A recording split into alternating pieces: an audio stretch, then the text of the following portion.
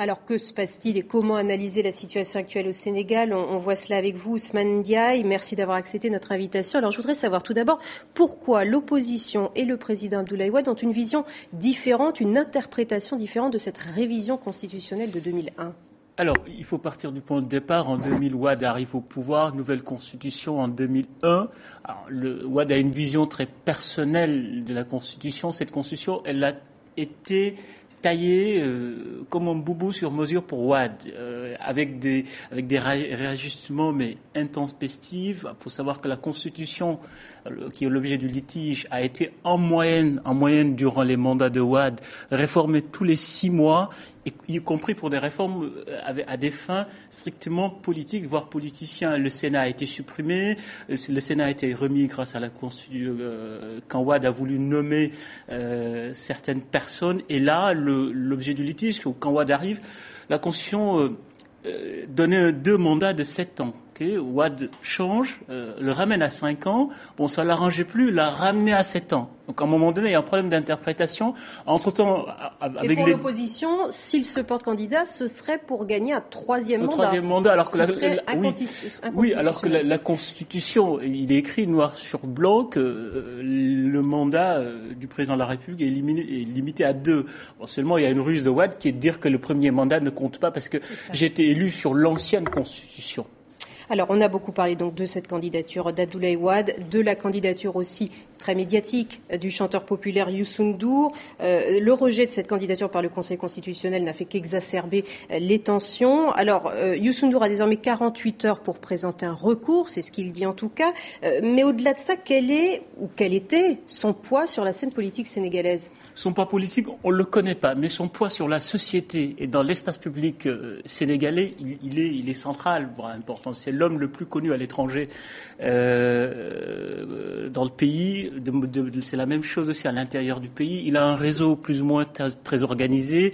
Il a réussi à fédérer autour de lui un certain nombre d'hommes d'affaires de poids, de leaders d'opinion qui sont là, qui le soutiennent. Je pense que son attitude va être décisive dans l'issue du bras de fer. Il est l'un des éléments clés de l'issue du bras de fer.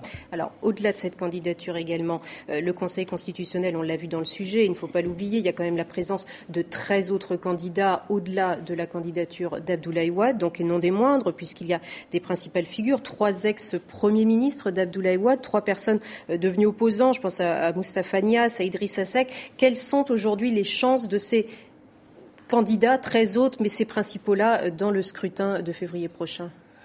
Je pense que les chances de l'opposition sont réelles. Jusqu'à présent, les derniers résultats politiques au Sénégal, la dernière radioscopie politique qu'on peut avoir, c'est l'opposition qui est majoritaire. C'est l'alliance de l'opposition qui a remporté les dernières élections de 2009, des élections locales et municipales avec un raz-de-marée terrible. Le fils du président a été battu pour la mairie de Dakar malgré une ébauche de moyens fulgurants et impressionnants. Donc je pense que ce qui est sûr, c'est que le pouvoir de Wade part, mais vraiment, je crois, largement perdant.